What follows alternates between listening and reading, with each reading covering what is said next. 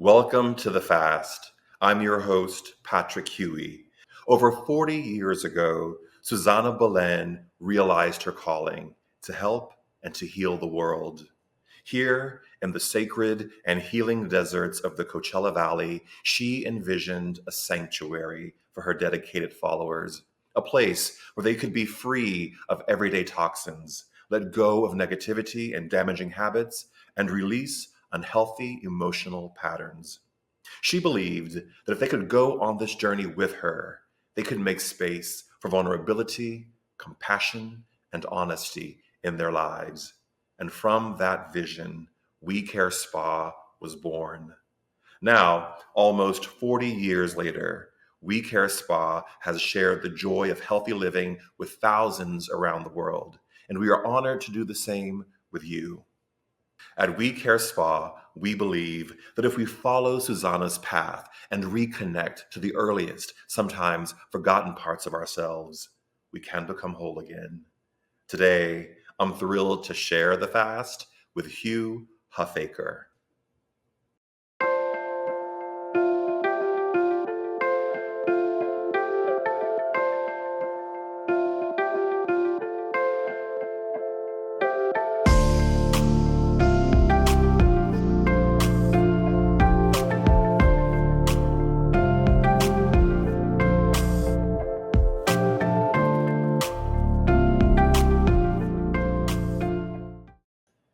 Hugh Huffaker is an entrepreneur and founder of multiple companies in the health and wellness spaces, including Clean Republic and Cosmetic, a CBD skincare brand focused solely on the spa, health club, and fitness industries.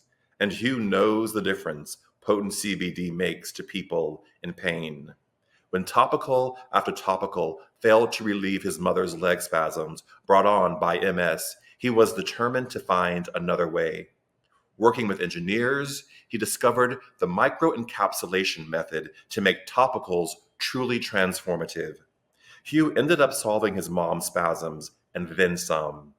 It took engineering an encapsulation method, starting an organic farm, patenting a cold press process, formulating a potent pain treatment, and founding a company to get there.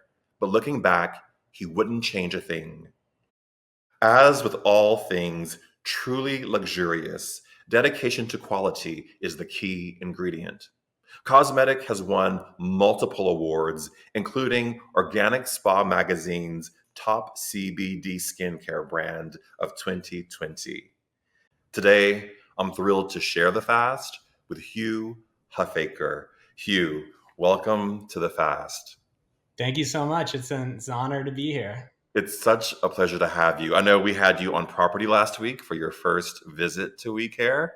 How Yeah. was that for you? Your first colonic. My first colonic, my first we stay. It was amazing. I've been talking about it all week to people. So I feel light-footed. I feel fresh and relaxed. So you know me. I'm always on the road for work, and Yes. I never get the royal experience at these really amazing properties like yours. So thank you for letting me come actually experience it. I mean, it's such a pleasure to have had you here, and we've been friends now for many years. So it was nice to share this part of my life, my business with you. So thank you for coming. How did you have been so successful within the CBD sphere, and you're really charting a whole new path for that. And I wonder how you found your way into that.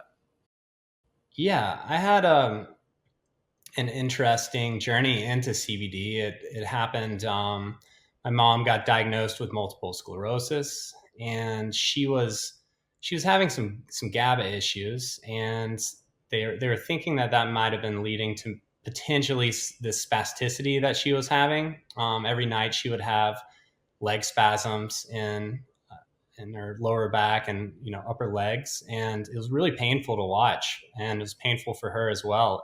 And she was on all types of muscle relaxers, painkillers, and they didn't really seem to be doing anything but allowing her to fall asleep. And I read this study about CBD modulating GABA, and I already knew a little bit about CBD for pain relief, effects. And, I just started tinkering around with CBD at that point. But it was actually really hard because my mom, she grew up in the Southeast and she's really conservative. And she was like, oh, the devil's lettuce, like just, she just related it to marijuana.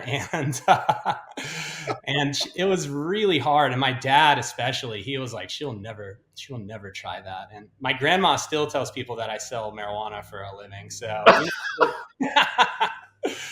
it's just kind of the way that my family is in a way. But it really, it's been pretty life changing for my mom in the sense of helping her control her spasms. Cannabis has really played a pretty large role for her and so many other people with neurodegenerative disorders. It can be quite amazing. So I think the devil made you do it. I think a lot of people might have that, still hold that perception of marijuana because it's been so tied with crime and addiction and all of that, which, we don't have to go into that. But I wonder if you can clear up, at least on the CBD side, this craze that's kind of taken hold of the whole world. And I want to know from you, why does CBD work? And are there long-term effects from using it day after day that we can't see right now? And then can you lay out those differences between CBD and hemp and cannabis and marijuana?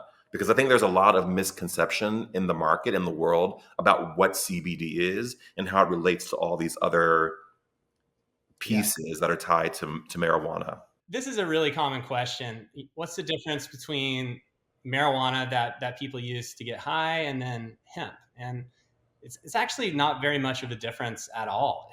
They're both in the cannabis family, essentially the same family of plants. The big distinction is that hemp produces less THC than marijuana does, and it's really as almost as simple as that. THC being the psychoactive component that gets you high with marijuana, and it looks the same. It really smells the same. It grows in a very similar way. In fact, early on, we had invested in this farm in Tennessee, a hemp farm.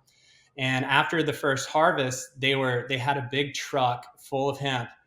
They had the license in Tennessee. Everything was lined up. It was totally legal. Driving to the extraction facility, and this local police department pulled the truck over, and they thought they had just made the bust of the year. They actually posted pictures of it on their Twitter of all the police officers around this giant semi truck filled with hemp that was completely legal. And the only way we were able to get it back was to actually go meet the mayor, who actually happened to be Kane from the WWE, so the live wrestler. So weird things.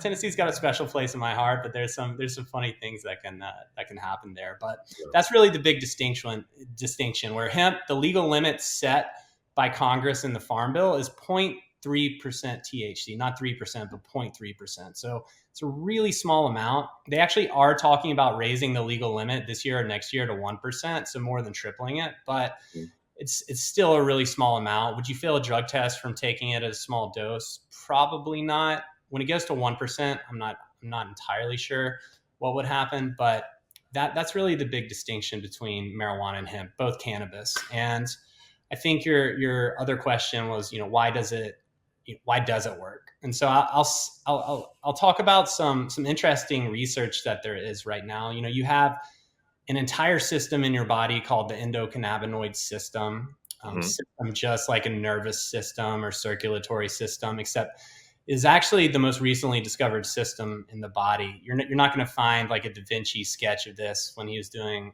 autopsies on bodies. And it's just a really tiny system in the body. It's just a bunch of receptors, your CB1 and CB2 receptor that are on the outside of the cell walls. And all of these receptors in aggregate make up your endocannabinoid system. And, the general scientific consensus is that, the system is there to help regulate homeostasis in the body, an inner balance between your various major systems. So think of it almost like a switchboard that can kind of communicate with your other systems. And, why do we have this system? Well, our body actually produces a cannabinoid on its own, like CBD. Is called a phytocannabinoid. And there's lots of research out there about sedentary lifestyle, poor diet, things like that, that can actually affect your own body's processing of these cannabinoids. And they're actually starting to do tests now where they're finding that certain individuals have deficiencies in their cannabinoids, like their body's not producing enough on their own. And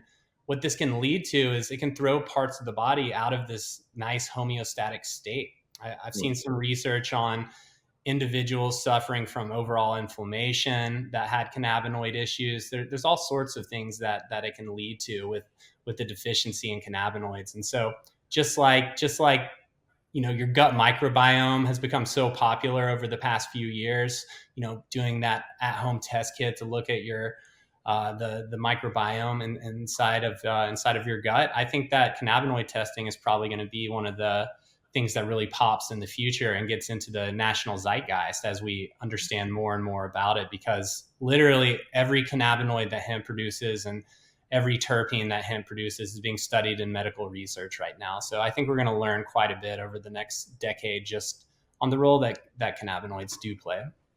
Hugh, you said something very interesting. You said that the cannabinoid system brings the body to a place of homeostasis. And so, do you think that for your mother, with the spasms from her MS, that the spasms were mitigated because you were bringing her through the use of the CBD to a place of homeostasis? Yeah, it's not like I have this amazing like FDA lab and $40 million of research behind it. It's a little bit anecdotal at this point, just like a lot of CBD research and claims are, but it very well might be anecdotal, but it worked immediately. And so, there's definitely some sort of interaction going. I'm not really sure what the mechanism was that really caused it to suppress those spasms, but she hasn't had a breakthrough spasm in around 3 years. So, what in layman's terms, what is CBD? Yeah. So hemp produces over 100 different types of cannabinoids. And you've got CBG, CBN, CBDA, THC, THCV. I could go on and on and on. And the hemp that we typically grow in the US for CBD products is just strains of hemp that produce more of that cannabinoid. Like I could grow hemp that produces more CBG, I just have to use a different strain. And so it's just really we're cultivating plants that produce a lot of CBD, because CBD is really the cannabinoid that we know the most about right now. Take Epiliodex, for example. Epiliodex is an FDA approved drug for epilepsy. And all that it is it's the cannabinoid CBD in an isolated form for epilepsy. It's not even over the counter. This is a full FDA approved drug. And so we are growing some other strains on our farm that produce some different minor cannabinoids in higher doses. But what you typically find is people are growing strains of hemp right now that yield the most CBD. Just like in marijuana, you really want to cultivate and grow the strains that produce the most THC, because people are wanting to use that to get high. And what is the impact on the industry as we look at, there's always a move to relax regulations and criminality around marijuana, either in the state level or the federal level. How does that impact what you would be able to do once those laws either are struck down or become so relaxed that it's not a hindrance to you being able to develop and expand the market of what you're doing? Yeah, I'm actually really excited if the federal government can ever get their act together and legalize. I think it's like 70% of the population right now is in favor. It's kind of one of those weird issues that doesn't matter if you're on the far left or on the far right. It seems like most people are actually in favor of legalizing marijuana. And I'm excited about that in particular because take my mom, for example, and her MS. We found that a little bit higher. I'd call it a hot amount of THC. Hot meaning over the legal limit is actually what helps my mom the most in how the CBD and the THC interact together. And so I think it's going to open up more ideas and products that we can create to really target things more specifically that might need a little bit more THC inside of them. But because we're a national company and sell in pretty much all of the states, it just doesn't make any sense for us to grow any marijuana or produce anything with like high yield THC in it right now. But in the future, if they do that, we're 100% planning on starting to look into products for specific ailments that might require a little bit more THC in the product. Why did hemp fall so out of favor? Because there was a point when hemp was a very accepted plant. Yeah. Have you ever seen the after school special Reefer Madness? No, I have not. Well, you should Were you Google stopping in that, Hugh? You should Google it if you get a chance. It's this old after school special in black and white. And I think it was the 30s or the 20s. I can't remember. But they put this thing out, and it's got this teen who smokes like a joint for the first time. And then he gets into his car, and you would think he just took the most amount of crystal meth that your body could handle. And he starts driving like a crazy person. And he literally sees a grandmother crossing the road, and he swerves to run her over. It's a really funny, it's pretty funny to watch. And so why was this happening in the 20s and 30s? From what I understand, one of the large, chem tech companies like DuPont came up with nylon. And I think the biggest issue nylon was having is that hemp fabric is extremely easy to grow and create, because hemp, they call it a weed because it is a weed. It grows like a weed. It's so easy to make. It's actually very resilient. The first Model T car was actually, I think it was steel wound with hemp as like the frame of the car. And it was able to, like, in an impact, it was very, very strong. And so what I understand is they started making this big movement towards making marijuana illegal because it was sort of, opening minds. That's always really scary to people. And they wanted to throw hemp in because that was such a competitor to a lot of these new technologically advanced fibers like nylon. And so hemp got thrown in, and it got banned in the entire US, which is really crazy to think about because it used to be the number one cash crop in so many states. Like I think Kentucky and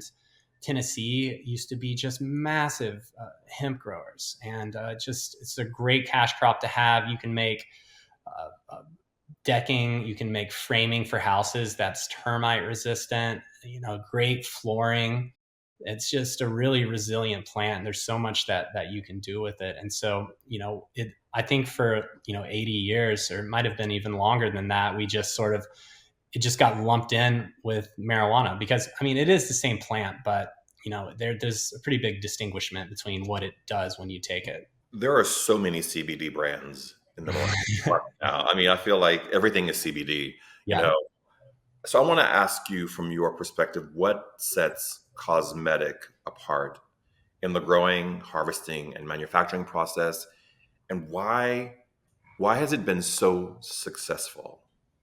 I think what makes us different for the spa industry in particular is how much time we've put into creating these sort of connected experiences for spas to be able to offer, instead of just rubbing CBD oil on someone and being like, hey, pay us $40 more for this. It's like, okay, well, let's think about, what sort of journey can we take someone on that actually makes sense in the spa industry where all of these different products can really work together.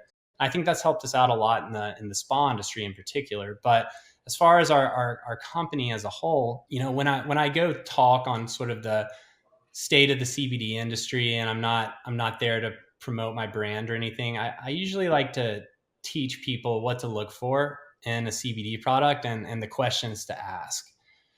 Because usually everyone's first question is how much CBD is in your product. And I think that's maybe the eighth question to ask. And really the questions, well, take whey protein, for example. I'm not going to take 10,000 grams of whey protein today and look like Schwarzenegger tomorrow. That's just not, it's not how our body operates. And in nutrition in general, more is not better in almost every case. And sometimes they can even put excess pressure onto the body. And so I think on our farm and in our extraction is one of the big things that really make us unique. On the farm in particular, like I mentioned earlier, hemp's a bioaccumulator. So you will find in a lot of hemp products a lot of heavy metals, a lot of pesticides, things like glyphosate. Glyphosate is the most commonly used pesticide in the world. Started out really as Agent Orange in Vietnam, and then got tweaked for the agriculture industry. So now when you hear GMO, it's typically what it means is you genetically modify a seed to spray glyphosate on it typically, and it kills everything but the seed. And you've probably heard of Roundup.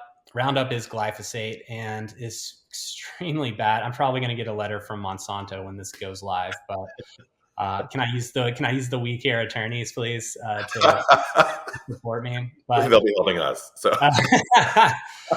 And 94% of Americans test positive for glyphosate in their urine. So it's actually a pretty big issue right now with pesticides. And even if you don't use pesticides on your hemp, if you're growing, let's say you have a family farm and you used to grow soybeans and corn or wheat or all of these other things, and maybe you heard how much money you could make growing hemp.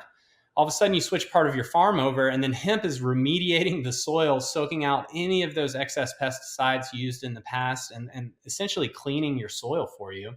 But it's all going to show up inside of it. And so you really need to be careful when you're growing hemp. You need to always ask your hemp suppliers, do you have a relationship with the farm? Do you own the farm? And the follow-up question is, what are their grow standards? Are they just testing it after they extract, or are they actually growing with really, really high quality standards? Because states like Colorado and California have done a great job with their marijuana programs, where they say, hey, these are the approved chemicals you can use when you're growing marijuana. But with the hemp industry, it's more of an afterthought, where you do the testing at the end. And so we have a carbon negative farm in Colorado near Great Sand Dunes National Park. It's fully indoors, solar powered. We use rainwater and well water irrigation for it. And a lot of people say soil to serum, but we actually are soil to serum with our company. We actually make something called live soil. And for the gardening nerds out there, they'll know what this is. But really what it is it's a really intense 8-month composting project to even produce one batch of soil for us to grow in. And so we think that the live soil is just such an important part of growing really potent terpene, cannabinoid heavy hemp plants. But on top of that, on top of the growing standards, I think one of the really important questions to ask your CBD companies is, how do you extract? And what you'll find is that most people are using butane and ethanol or other solvents to extract, where they'll essentially, pour solvents on, will strip out all the cannabinoids, and then you distill them out. And a lot of people say, gets rid of 100% of the solvents at the end of the distillation process. But there's this great watchdog group in Texas that tests, tens of thousands of CBD products, and they typically find solvents left over in 75% of the products. And so it's definitely not something you want to be, vaping or putting on your skin. We've picked up spas before where therapists were getting headaches, and we tested the product they were using and it had butane still left over in it. And so what we do is we make this really special form of CBD. It's called live rosin, not live resin. A lot of people are familiar with live resin, which is RESIN. And what the live means is fresh. That means you don't dry it. You immediately extract right after you harvest the hemp when it's at its full potency. And that's what gives it so much potency. And then what resin means for other people is you use solvents to extract. The reason we are able to call it rosin is because we actually kind of went old school with our extraction method, where we took this old world way of extraction and mixed it with some new technology and built our own extraction system, where we flash freeze the hemp after we harvest it. And we utilize this ice bath to where we can sort of get the frozen trichomes off the plant. And then we built a press, and we literally just squeeze out this liquid onto wax paper. And so we cold press to extract. There's no solvents used whatsoever. Not a lot of people do this because it's a really sort of boutique way to do it. It's very time intensive and very hands-on to be able to do it. But it's this really beautiful form of CBD that comes out, where doesn't have that bitter aftertaste. Our tincture, for example, it just tastes like sort of an earthy olive oil right off the plant, and we don't even flavor it. Not only is it more potent, but it's much cleaner and it tastes better as well. Can you scale something like that? That process? Can you scale that? I've never seen anyone scale it to something huge. Yeah. There's a couple of Here's the interesting thing about the CBD industry is there's a couple really big players that are extractors. There's one company in Kentucky. I think they have 60 to 70% of the US's biomass at their facility that they're drying and extracting. And so what you find is, yes, there are boutique hemp grows, but when you total everything together, most of the industry comes from these really large industrial scale plants. And I personally don't think that to get to that level, there's really any way to be making live rosin at that scale. And Hmm. Hugh, you are what I would call a serial entrepreneur. You've had many different companies. Most recently, you had Clean Republic before you sold it, which was being used by military, the NFL, large companies, especially during COVID, because you had found a way to create cleaning supplies, disinfectant supplies that weren't toxic. Um, you have right now, you have Cosmetic. You were in tech at one point. yeah. Where does all that come from within you? Where does that curiosity come from within you? Yeah, I think it's because I'm ADD and I either hyper concentrate on something or I just have to kind of bounce around. And I think that's what keeps my mind healthy is juggling and always trying to learn and just I'm always uncomfortable, I think. So I think that's a good thing where I don't sort of get into this routine where I just want to do the same thing every single day. I really like, experimenting, and sometimes the experiments fail horribly and other times they work through. But I think that Cosmetic came at the really right time where it had some good failures in the entrepreneurial world, and I was really able to learn from them and get a lot of skills from it and do things really the right way, whether it comes to management or creativity and how to market a brand as well. Hmm. I wonder, when it seems if you have a life path, I won't call it a career path because I feel like it's a way of living where Mm-hmm. you are constantly engaging with your own self around what's next and what can you develop, what can you do. Who mentors you through that process? Is it self-driven, or do you have people who are sounding boards, guiding you through it, helping you sort of make it through the thought process that you have to create a business? Yeah, I try to pick everyone's brains that I can. Even in college, I had a really great mentor who said if you want to be an entrepreneur, then you should get a degree in accounting, which I thought was insane. But I listened to him and got one of my degrees in accounting, and it has come in so handy just because I think it's 70% of small businesses fail. And I think a lot of it comes from poor money management, not really understanding the financial side of a business. Like we all want to do the fun part of the business, and we sort of put the financials on the back burner. And when I came into the spa industry, there were some skincare owners for some larger brands who were really nice, and I was able to really pick their brain and be annoying about what they did that was successful. And one of my business partners in Cosmetic, who's a minority partner, and he's retired now, but oh my gosh, he was one of the most successful people I've ever met. And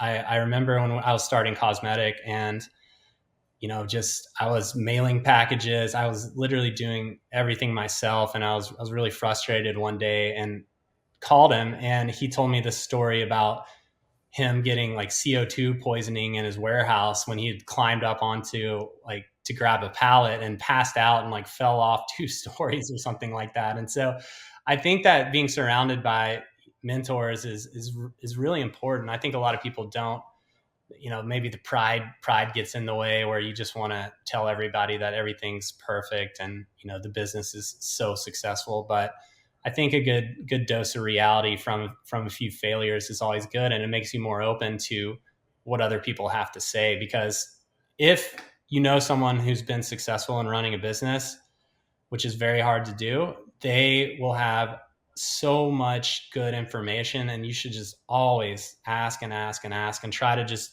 absorb everything and be constantly changing. Uh, there's a exam called the Gallup exam, Oh and yeah, you know the Gallup. I've taken it many times. Oh yeah, and Yeah, it's there's always the same answer too. oh, I know it is. It's a lot of those places like Stryker and the big medical sales things, like they always make you take it. And one of the questions is always, uh, the questions are always a little nebulous, and they want to see how you answer. But the question is, are you an actor or a chameleon?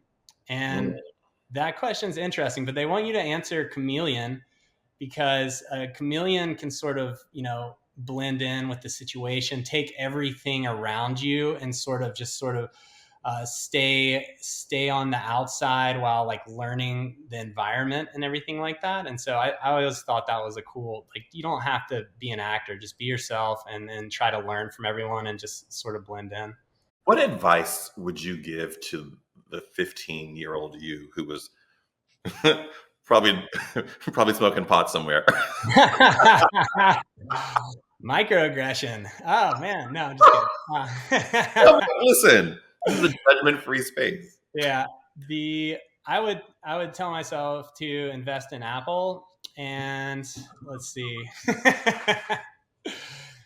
And probably to not, God, like guitar and rock climbing were just so not cool in high school, which is kind of funny because rock climbing has become really cool now in Chattanooga, but back then everyone was kind of making fun of rock climbers, and I just felt the need to try to go play football, which I hated. And I just wish I could have told myself to just tune out all of the noise, that you get in high school. Everyone is, haven't really found themselves yet, and no one's that confident, so they push out this sort of facade of making fun of other people. And I think that would have it's taken me a really long time to build confidence just from high school, just because I felt like I was a little bit on the outside. So I probably would have told myself those two things. You just mentioned rock climbing, and I think I've known many rock climbers in my life, and it's you guys are such a specific breed of athlete, you know, Mm-hmm. as and I always wonder, when you're on those huge faces, are you thinking about your mortality at all?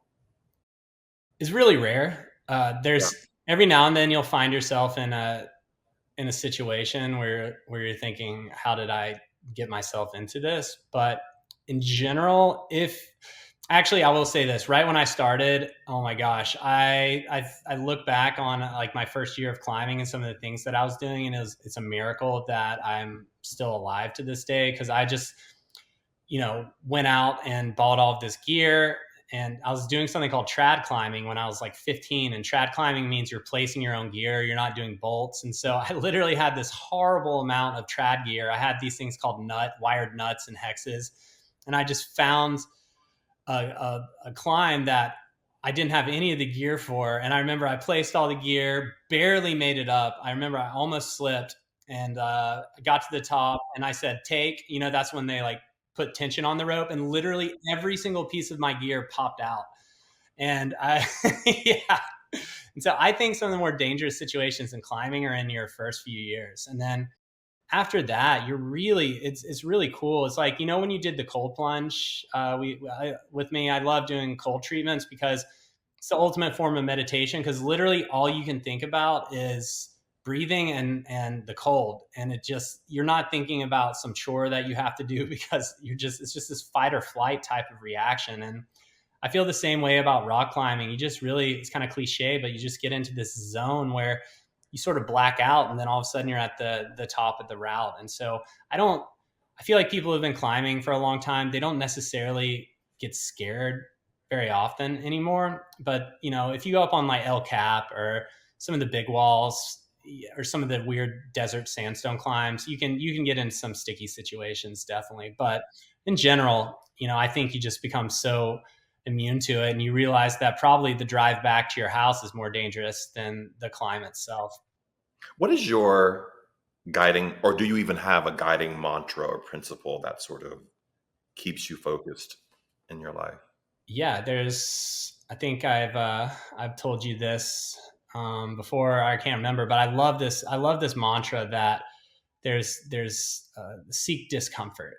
And I first heard it on this YouTube show. It's these kids who just have these wild experiences where they go out of their comfort zone and try to get other people to go out of their comfort zone. And you just never know if you're going to like something until you get out of your comfort zone and take big risks. Don't take stupid risks, but always be taking risk. And I think some people feel like, oh, I'm 40 or I'm 50, like I can't start something new at this point. But that's crazy to me. I mean, you should be getting out of your comfort zone as much as possible, and then the discomfort just goes down so much because you're just used to it. And so go, if you feel like you want to like try some discomfort at some point, go on a 7-day backpacking trip and into the wilderness and watch what happens. Is you're kind of miserable the entire time. All you can talk about is like the food you're going to eat when you get back.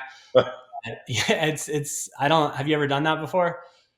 No, but as you were saying that, I was thinking it's like when guests come here to We Care and they're fasting for 7 days and they are struggling through it.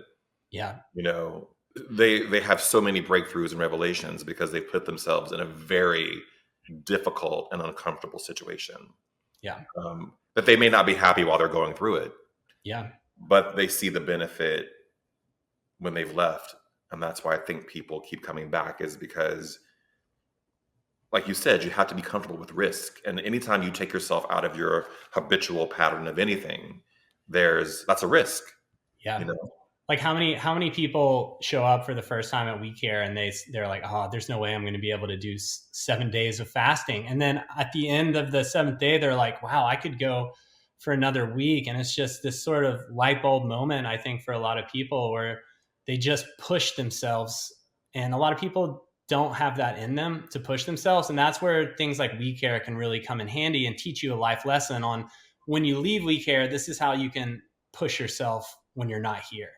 And that's what's so cool about it. Like, not, I mean, for the people who are listening and have never been to We Care, go do a 7-day fast at We Care and a little morning colonic every morning. And it's not enjoyable, but it is so enjoyable at the same time. And that's how backpacking is too. And Yeah. you'll love it at the end. You'll just go, wow, I've got to go back next year now too. Yeah, I think it ties into what you were saying about the rock climbing, that it's hard Yeah. and it's a risk. Yeah. It's You could so hard. literally die if your Yeah. holdings come out. Yeah. But yeah, I think there's something to that, you know? Yeah, and I argue that fasting for 7 days is a lot more uncomfortable than rock climbing too. So I think it's a very nice life lesson if you can go 7 days of a fast. And Mm, I recommend everyone, even if you can't make it out to We Care, go buy a 7-day fasting kit and watch what happens. It's yeah. pretty amazing. I mean, you face yourself. Yeah, You face yourself. Okay, I have a final question for you. And I have to read. So Susanna Bolen, who's our founder, is writing a new book, and there's a quote in the book. We're editing it right now, which I loved. yeah. So I'm gonna read you the quote, and I'm gonna ask you the question. It's kind of a long quote, but you'll be okay. Okay. Okay. No, I'm here. She writes, because her story, she got very sick, had gone through a divorce, and was looking for a way to heal her body. And so that's how We Care Spa started. If you've never been here, that's sort of it's a much more complex and story than that, but that's sort of like the Cliff's Notes versions. But she wrote in her book, she says, once I stepped onto my healing path, I knew I had to let go of the story of victimization that rang like a loud bell throughout my life. We have to see the truth about ourselves and be willing to throw what no longer serves a purpose into the fire and burn all the negative belief systems we've kept for so long. Then and only then can we move forward and truly trust ourselves. And so, my question for you is, what have you had to let go of in your life to move forward? That's a great quote, and it just reminds me of meditation. Really, when I got into meditation, I who was it? I was reading Sam Harris, Waking Up, and he was talking about, as you meditate, you're going to have weird thoughts that pop up, but just take note of the thought and then let it just kind of like disappear. And the weirdest thing for me, and it still happens to this day, it's not like I'm this like yogi who doesn't have any negative thought. It happens every time I meditate, where I'll be meditating and then all of a sudden this thought will crop up like, oh, remember in sixth grade when you still had all this like child fat on you and you hadn't grown yet, and someone like grabbed your boobs, and you're like, where did that thought come from? Like out of nowhere.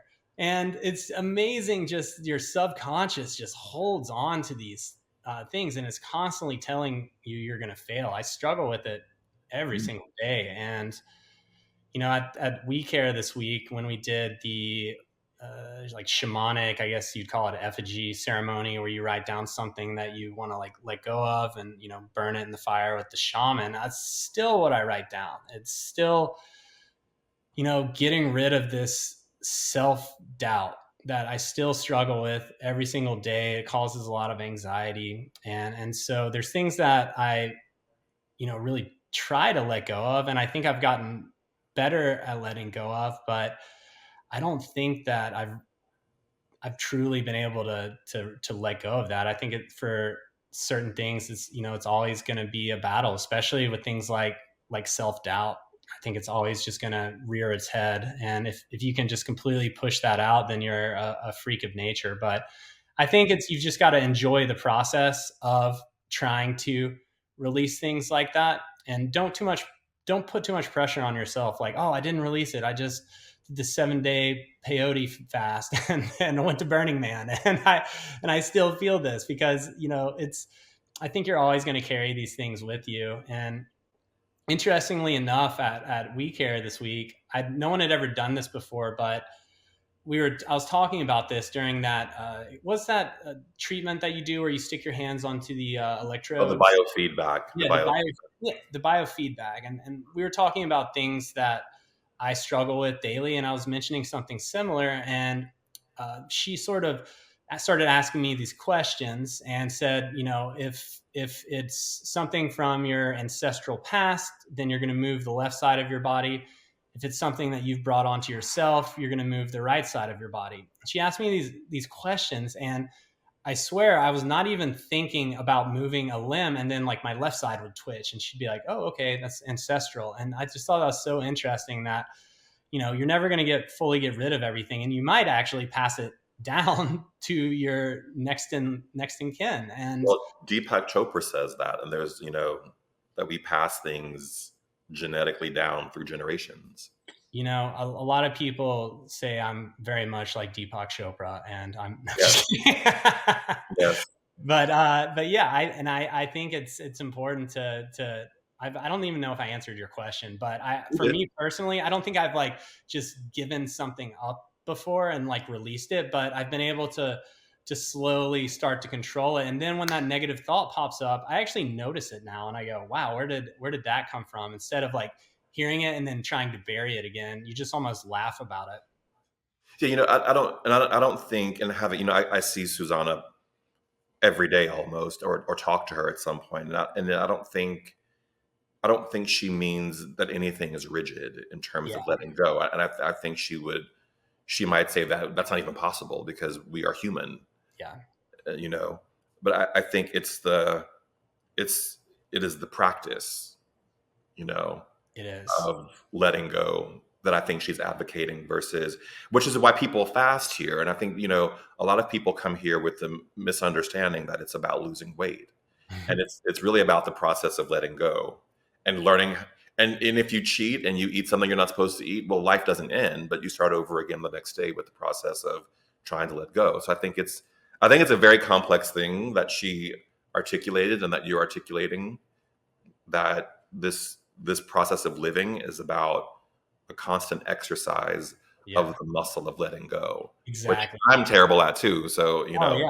I'm not built that way naturally. So, And she's 100% right. And so are you. It is the muscle of letting go. And you're constantly, having to let things go. And I wonder, how some people just like they go on a diet and then they have one cheat meal and then their whole diet just collapses. They're like, oh, I cheated. It's over.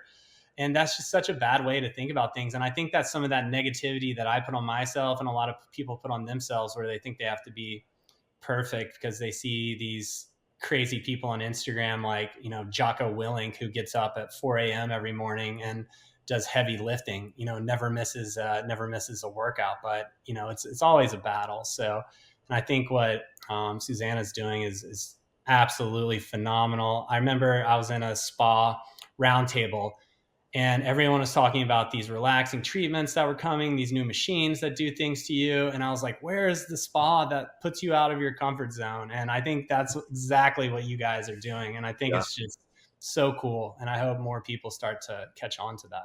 Well, whenever you're ready to come back, bring your wife Topsy. We should Done. have Topsy on the show. Her story is pretty amazing too. Yeah, she has a pretty wild story. Yeah. We'll Yeah. see. She's not a camera hog like you and I, I've never met a camera I didn't like you. What can I tell you? You've never met a camera that didn't like you either. So, Oh, stop. Say more. yeah. And for anybody watching who's a producer in Hollywood right now, put Patrick in a reality show, please, for the love of God. Let's just make that happen. Yeah, please. Oh my gosh. All right, Hugh. Thank you so much for spending some time with us today. I appreciate it. And what great words you had. So I appreciate that. It's an honor to be here. Thanks for letting me come gab on about CBD for an hour. Yes, yes. All right. Have a great day, everyone. Bye. Thank you.